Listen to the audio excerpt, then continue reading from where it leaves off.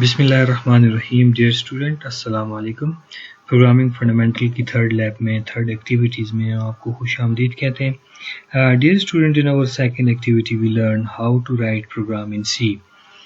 And dear student, उसमें हमने देखा था कि हमने अपना जो प्रोग्राम था उसको हमने एक उसमें सी आउट की कमांड के ज़रिए एक फिक्स्ड कैरेक्टर स्ट्रिंग जो थी उसको स्क्रीन पे डिस्प्ले करवाया था। और ये आपका पहला प्रोग्राम था, बहुत ही सिंपल प्रोग्राम था, वैलिड भी था, रन भी होता था, लेकिन इतना यूज़फुल नहीं था। For useful programming we need variables, and today we are going to discuss about variables. तो स्टूडेंट्स, वेरिएबल्स क्या होते हैं? During programming we need to store data, and this data is stored in variables. Variables are locations in memory for storing data. Variables memory की उस location का नाम होता है जहां पर हम डेटा को स्टोर करवाना होता है। The memory is divided into blocks.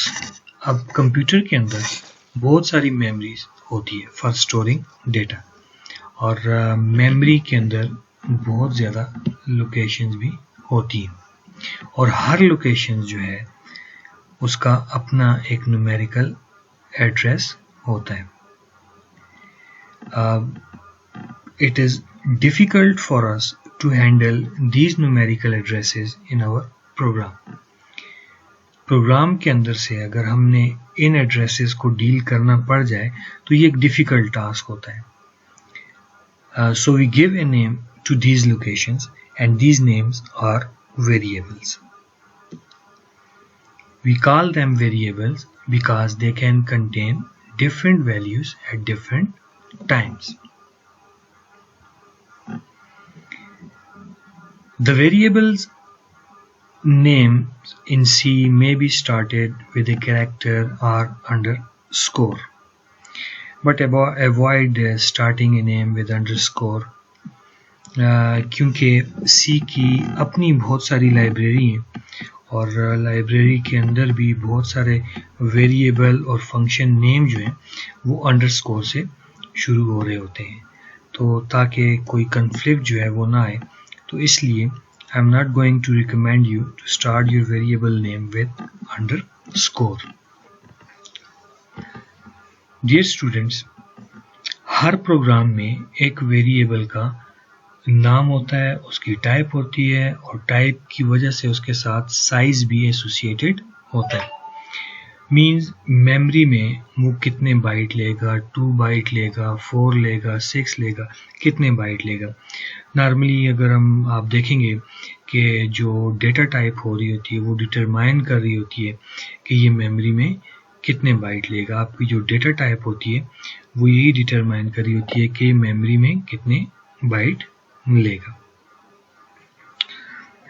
Students, इसके बाद एक और इम्पॉर्टेंट कंसेप्ट जो है उसको हम डिस्कस करेंगे, that is called assignment operator. एक ऑपरेटर है, इसको भी हम डिस्कस करते हैं आज के लेक्चर में।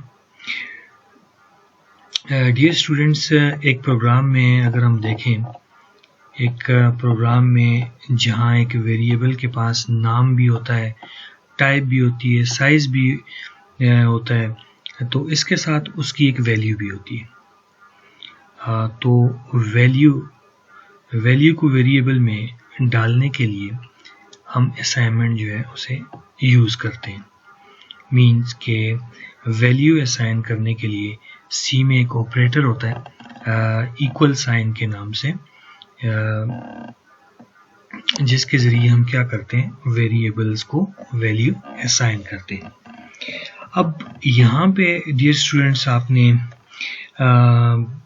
एक बात जो है उसको अच्छे तरीके से समझना है कि अलजबरा जो है मैथमेटिक्स में जब हम कहते हैं कि x इक्वल टू 2, तो इसका मतलब ये है कि x की वैल्यू जो है वो 2 है। जबकि अगर हम यही स्टेटमेंट प्रोग्रामिंग में लिखेंगे तो इसका मतलब ये होता है कि 2 की वैल्यू को लो और उसको मेमोरी की उस लोकेशन पर डाल दो जिसका लेबल जो है वो x है. So it is assignment of a value to a variable. Dear students, assignment operator के टू साइड्स होते हैं. एक लेफ्ट हैंड साइड होती है और एक राइट हैंड साइड होती है. और जो भी राइट हैंड साइड पर जो चीज़ लिखी होती है उसको कंप्यूटर इवैल्यूएट करता है और फिर रिजल्ट निकालता है. एडिशन हो, सब्ट्रैक्शन हो, मल्टीप्लिकेशन है, डिवीजन है, जो भी है इवैल्यूएट करके उसको रिजल्ट निकालता है. राइट हैंड साइड पर जो चीज़ लिखी होती है उसको कंप्यूटर जो है वो इवैल्यूएट करता है और वो रिजल्ट जो है वो लेफ्ट हैंड साइड वाले वेरिएबल्स को असाइन करता है. तो ये बात अपने माइंड में आपने रखनी है कि लेफ्ट हैंड साइड पर वेरिएबल ही होगा, कोई एक्सप्रेशन नहीं हो सकती. Left hand side can't be an expression in C. It has to be a single variable.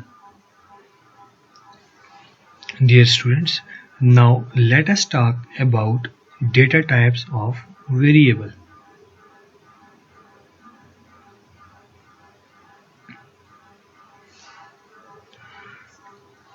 जैसे कि मैंने पहले भी कहा था कि स्टूडेंट्स वेरिएबल की कोई ना कोई डेटा टाइप होना लाजमी है. For example it can have data types like integer, decimal numbers, character, etc. The primary difference between various data types is their size in memory, and these data types are reserved words of C language. और ये जो आपकी data types होते हैं ये reserve word होते हैं, इनको हम वेरिएबल के लिए यूज नहीं कर सकते. Let's take a look into different data types that the C language provide us.